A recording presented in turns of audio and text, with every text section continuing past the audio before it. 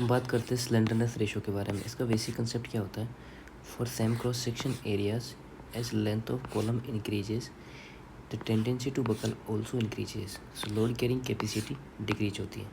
Definition समझते हैं हम स्लेंडरनेस रेशो की। डेफिनेशन क्या होती है?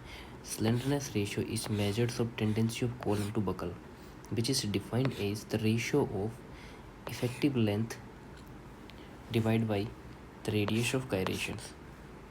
इफेक्टिव लेंथ और के एल और के एल, इसका फॉर्मूला क्या होता है? लैम्बडा बराबर एल अपॉन आर और के एल बाई आर, जिसको के एल राहुल बोला जाता है।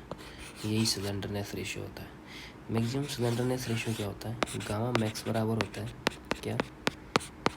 के L divide by R minimum. Radius of gyrations की बात करते हैं तो ये मिनिमम रेडियस ऑफ गायरेशन क्या होती है?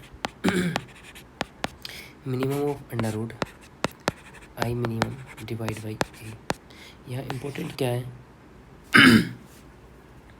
कि buckling occur about axis with least radius of gyration. अब बात करते हैं लिस्ट रेडियस कंडीशन के बारे में। Least radius of gyration occur when column has equal unbraced length in both axis. इसकी कंडीशंस क्या होती है? ये similar end conditions about both axis होता है। की इंटरप्रिटेशंस क्या होते हैं? हायर लैम्बडा होगा तो मोर स्लेंडर कॉलम होगा और मोर प्रोन टू बकल होगा, और लोअर लैम्बडा होगा तो क्या होगा? स्टॉकी कॉलम होगा और लेस प्रोन टू बकलिंग होगा। नेक्स्ट बात करते हैं स्लेंडरनेस रेशियो डिज़ाइन इनसाइड के बारे में।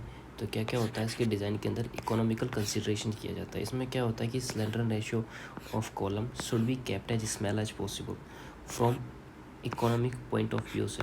नेक्स्ट आता है effect of cross section distributions के बारे में। तो इसमें क्या आता है? For same area of cross section movement of inertia is maximum when material is placed farthest from the centroid, hence section become more efficient and better resistance to buckle. Next आता है इफेक्ट ऑफ कॉलम लेंथ के बारे में। तो effect of column length क्या होता है? As length of column increases slenderness ratio also increases and ultimately load buckling control the column size. अब आता है लेटरल सपोर्ट्स इफेक्ट के बारे में।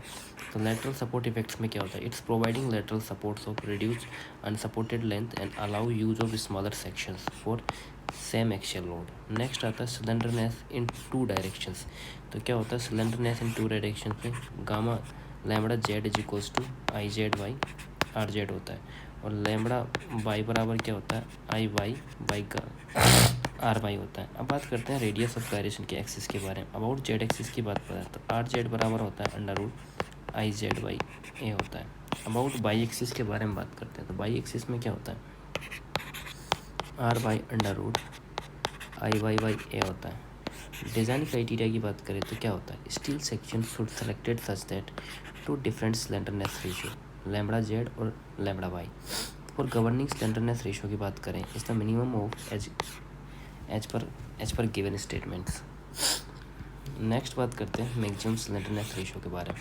Types of member and limits की बात करते हैं तो टेंशन क्या होता है? Tension member prones to the reversal of stresses due to load other than wind और अर्थक्वेक। क्या कह रहा है? टेंशन मेंबर है अदर देन विंड और अर्थक्वेक, तो क्या आ जाएगा? लैम्बडा बराबर 180।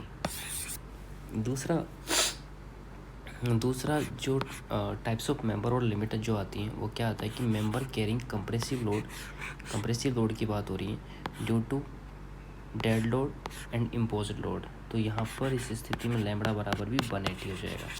नेक्स्ट कंप्रेशन मेंबर फोर्स के लिए आता है due to combinations of wind and earthquake. तो मोस्ट इंपॉर्टेंट क्या है? Provide deformation does not adversely affect the structure due to combination of wind load और अर्थक्वेक लोड।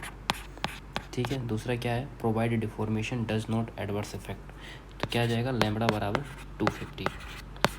उसके बाद में आता है compression flange of beam resistant against lateral torsion buckling. तो यहाँ पर जो लैम्बडा बराबर आता है वो 300 आता है।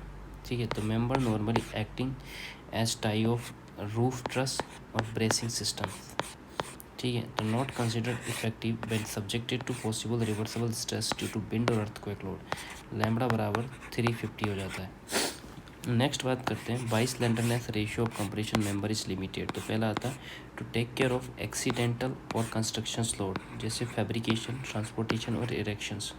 दूसरा आता है bracing members can be used as the walk away from the workman, temporary supported for the equipments.